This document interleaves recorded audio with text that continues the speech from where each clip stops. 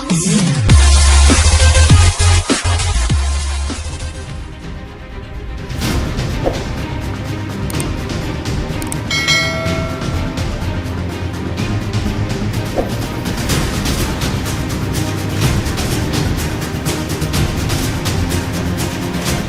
sejahtera untuk kita semua.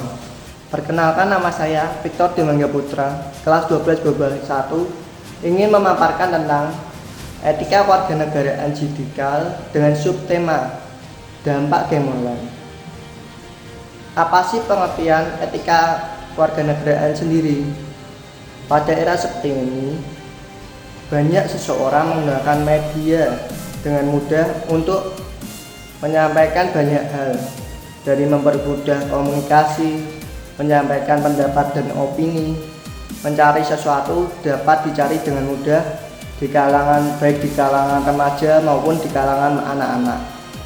Warganegaraan sendiri adalah warga negara yang bisa memanfaatkan informasi dan teknologi dengan perilaku yang jujur, bertanggung jawab, dan peduli terhadap perkembangan teknologi sendiri.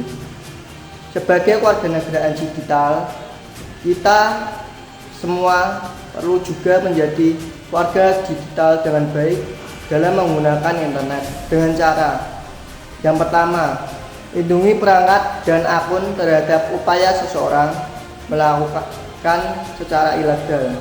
Kedua, jadi seorang yang baik dalam teknologi. Ketiga, berbagilah informasi ataupun dengan hati-hati. Keempat, bergabung dan dengan cerdas jujur dari semua pedoman internet yang telah ditentukan. Game online. Perkembangan game online sendiri memang tidak lepas dari perkembangan teknologi komputer sendiri.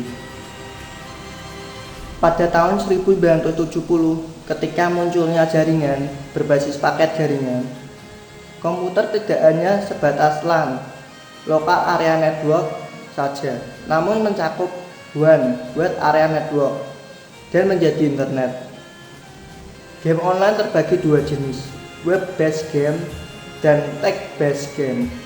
Web-based game adalah aplikasi yang diletakkan pada server di internet, di mana pemain hanya menggunakan akses internet untuk mengakses game, jadi tidak perlu install.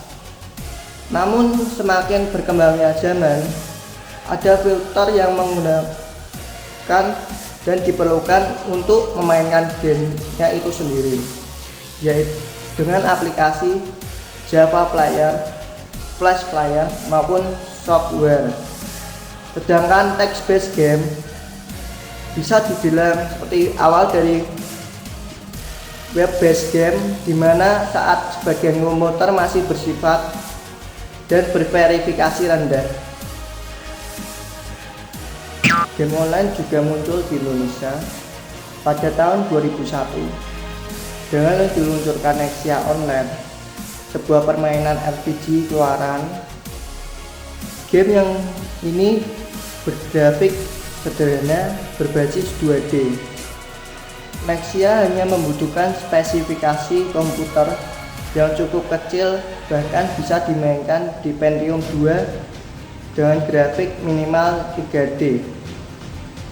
Permainan keluaran Korea ini berhasil memperkenalkan bermain game dan chat di Indonesia. Ada juga jenis game yang berkembang juga dari masa ke masa. Berdasarkan jenis permainannya, ada beberapa hal. 1. Massively multiplayer online first person. Permainan yang diambil dengan orang pertama, sehingga dalam permainan yang dimainkan seolah merasakan dirinya ada dalam game. Contoh permainannya adalah Counter-Strike, Call of Duty, Point Blank, Quake, dan Blood. Yang kedua, Massively multiplayer online real time strategy game. Permainan jenis ini dimainkan yang menggunakan strategi permainannya. Pemain harus mengolah strategi untuk memenangkan suatu game.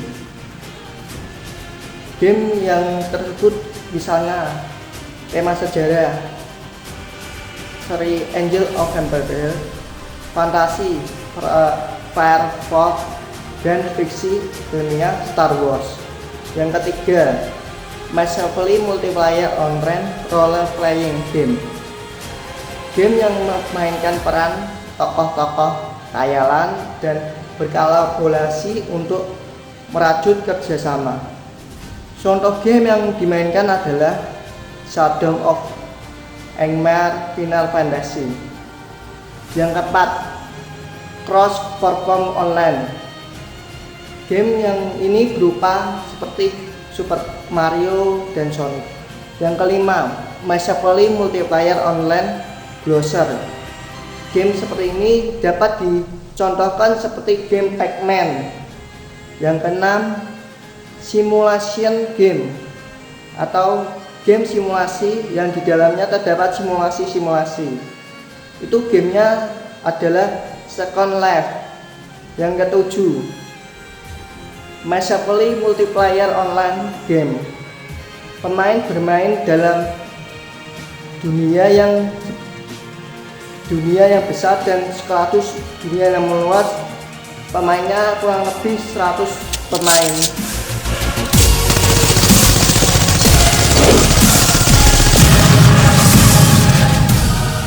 Tapi setiap pemain game juga menginginkan game yang dapat mempunyai suatu kelebihan, yaitu dapat mempunyai item yang bagus, mempunyai banyak diamond, mempunyai kelengkapan senjata permanen. Anda tidak perlu takut. Sekarang ada aplikasi yang dapat menaikkan senjata, membeli senjata, dan membeli diamond. Aplikasi yang Anda perlukan adalah seperti Pay to Pay, Kodashop maupun Google Play. Tapi di aplikasi itu tidak gratis. Anda harus membayar dengan uang. Uang itu bisa sebesar 10.000, 25.000, 50.000, 100.000, bahkan bisa 1 juta ke atas untuk membeli diamond supaya dapat membeli item diamond bertambah dan senjata-senjatanya itu bagus. Namun tak perlu khawatir, untuk orang yang tidak mempunyai uang, Anda juga bisa dapat bermain game melalui komputer, yaitu gamenya bisa dicari free to play. Jenis permainan ini di dalamnya terdapat banyak permainan dan permainan itu tidak dapat dipungut biaya. Untuk game juga pasti memiliki grafis untuk menyenangkan permainan. Grafis dalam game ada beberapa, grafis 2D dan grafis 3D. Untuk grafis 2D sendiri, game yang grafisnya 2D memiliki kualitas yang sangat kurang dan ringan dan tidak membebani sistem.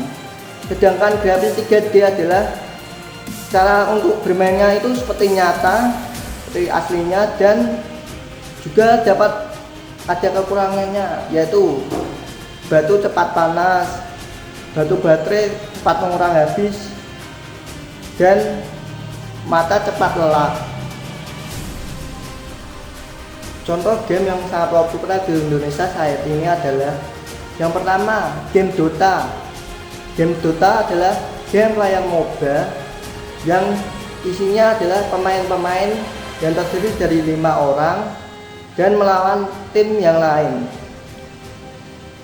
Yang kedua, game PUBG.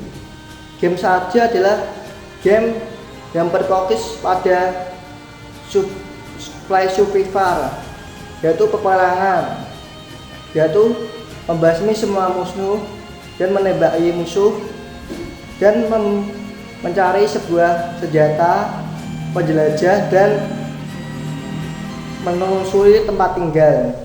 Yang ketiga, Mobile Legends. Game Mobile Legends yang satu ini adalah game yang berbasis peperangan juga, tetapi dengan basis ada seperti hewan, manusia, dan dapat juga membeli item di game itu. Yang keempat, Free Fire. Free Fire pada umumnya seperti PUBG, tapi Free Fire tidak memiliki pintu. Free Fire adalah game yang juga game perang dan game tembak-tembakan yang beatnya lebih besar dan lebih nyata. Yang kelima, Fortnite. Game yang satu ini berbenarkan perang antar kerajaan dan ingin bermain dengan orang lain di dunia terbuka.